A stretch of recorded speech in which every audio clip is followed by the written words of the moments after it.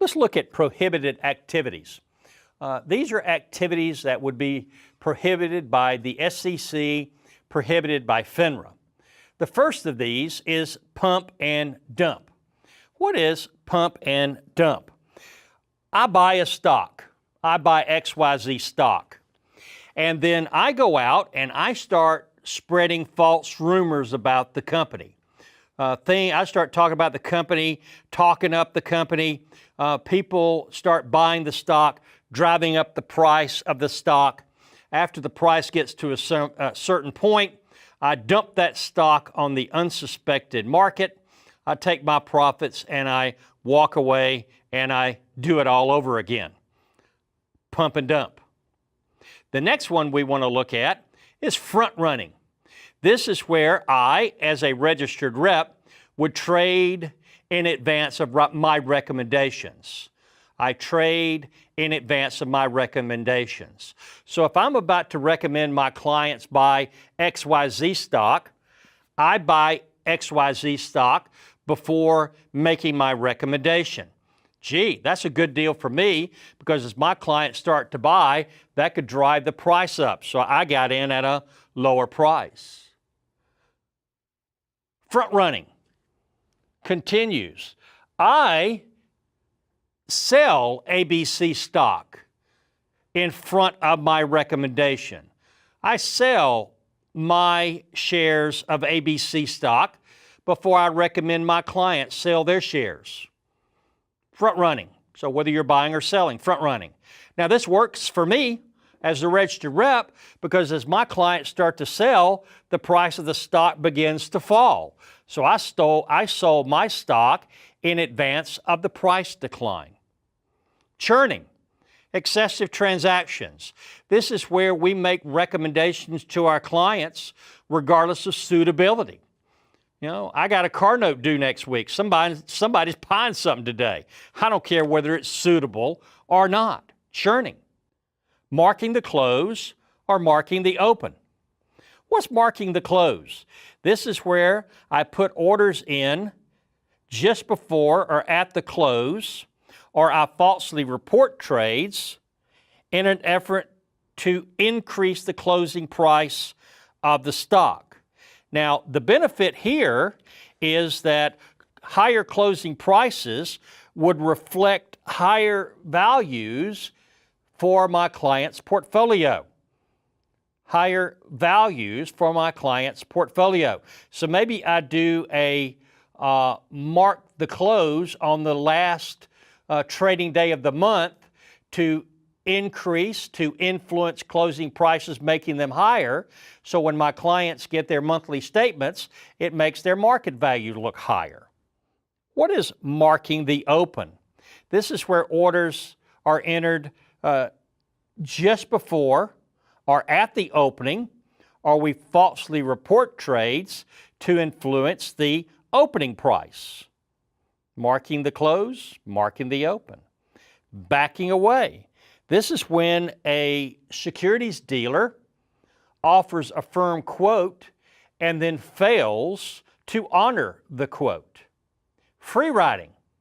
This is where a customer buys a security and then turns around and sells the security before paying for it. They want to use the proceeds from the sale to cover the purchase, and that's not allowed. That's free riding. So if a customer buys a security, they've got to pay for it in order to get proceeds from the sale of securities.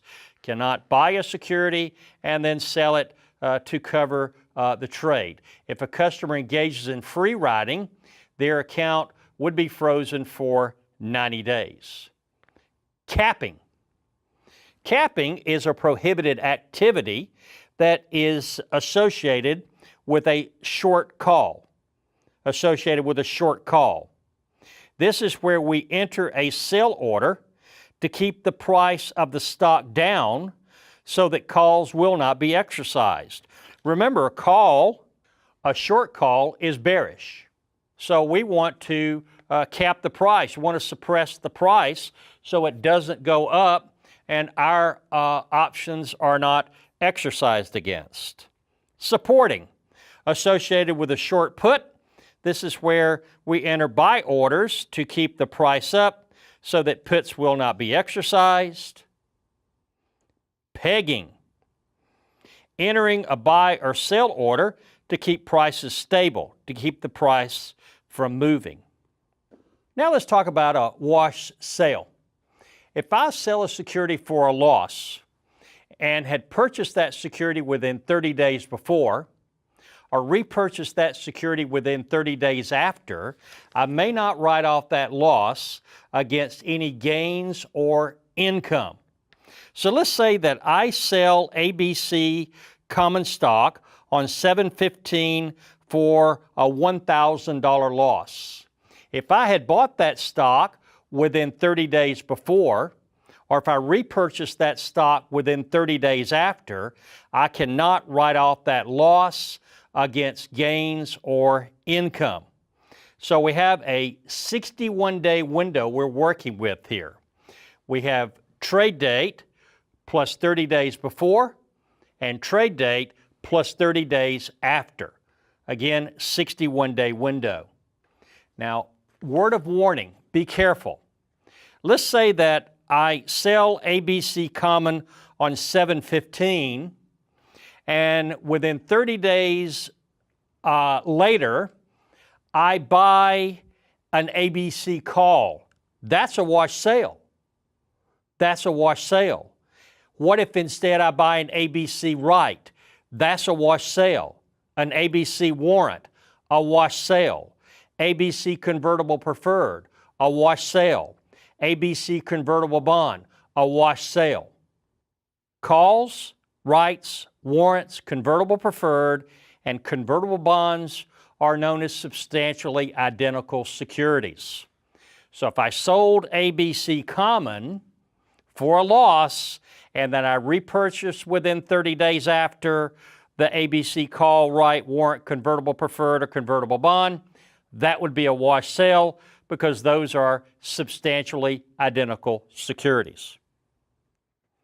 Next, we want to look at matched orders. Matched orders. This is where we engage in buying and selling. We engage in some sort of buying and selling. We are creating activity. There's no real change of ownership here. So I sell the stock to you, you sell the stock back to me. I sell it to you, you sell it back to me. I sell it to you, you sell it back to me. There's no real change of ownership. This is just buying, selling, buying, selling, buying, selling. Somebody who's sitting around watching the tape, watching the market, they see all this activity. They think something is going on with the price of this stock. Something's going on with the company, so they jump in and start buying the stock. When that happens, when investors jump in and start buying the stock, based on the volume of activity they see, price of the stock goes up. We sell the stock on the unsuspecting public, take our profit, and do it again. So here, with matched orders, we are basically creating volume that does not exist. This is also known as painting the tape. Also known as painting the tape. Breakpoint sales. This has to do with mutual funds.